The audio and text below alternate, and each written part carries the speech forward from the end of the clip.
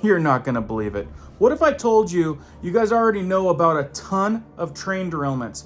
Yet again, another train derailment with more toxic contamination. I'm gonna tell you about this latest one if you haven't heard about it, along with some other things that are being reported. Good information you guys should know coming right up.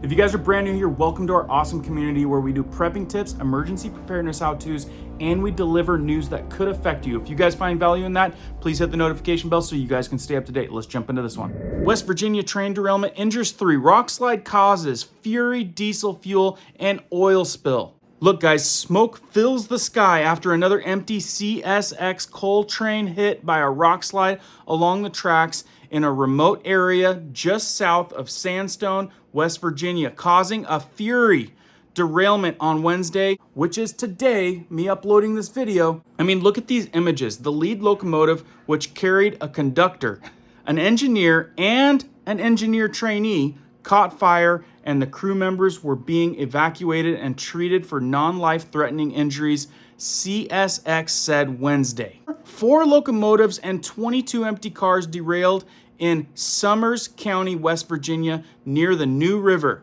according to CSX.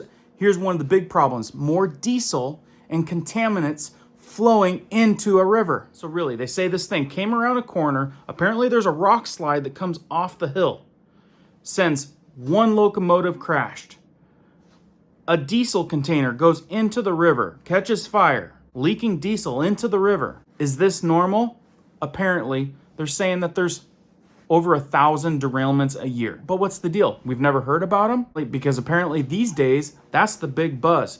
And some people are saying it's not just a coincidence. A lot of contamination into a lot of waterways, and apparently some really wise people think that setting some toxic stuff on fire and sending it into our atmosphere and our air, contaminating dang near everything, is a good idea. But what I'm noticing is the uptick of the contamination. And what's the deal and the protocol with preventing all this stuff? Now, at this rate, if I was in charge, I'd be sending a crew up there on the old hillside looking for some mischief, maybe having to do with the rock slide at this rate. Many would agree with me that it's just getting to be too much. And apparently this is within a national park on the New River. So anyone downstream from that, you need to know that there's chemicals in the waterway. I know in a lot of areas around here, there's a lot of irrigation and water that's drawn from riverways. And I've got some other stuff that I want to share with you involving rice and corn,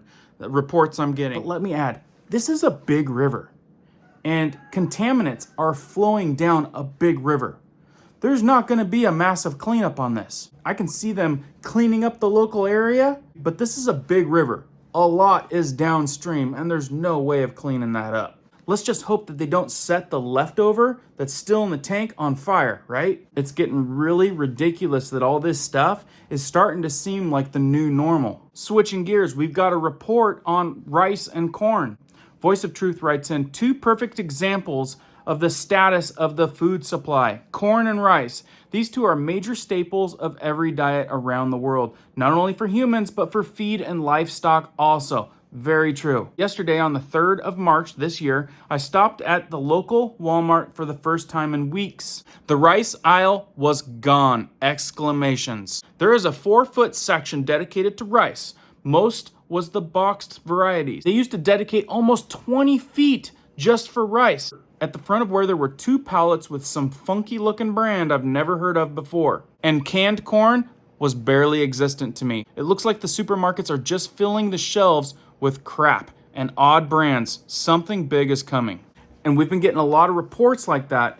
People are seeing stuff they've never seen before. People are seeing empty spots, along with crazy inflation.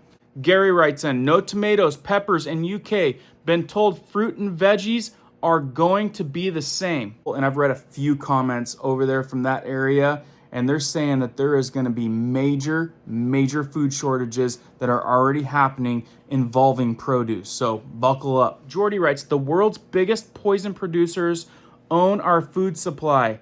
Monsanto. Research them if you do not believe me. I'll definitely research that. If you guys missed this video right here, it kind of goes along with that. Sheila writes in, they're doing more than this. It's nefarious. There were no little chicks at our local feed store. First time they said this ever happened. I know a lot of you folks that stay tuned in are prepping, are being ready with emergency preparedness. There is definitely an uptick of craziness, and you guys got to stay on your toes. In fact, I think there was another derailment in Oklahoma. I think in some of these situations, they're doing something to cover up the truth on what's really going on.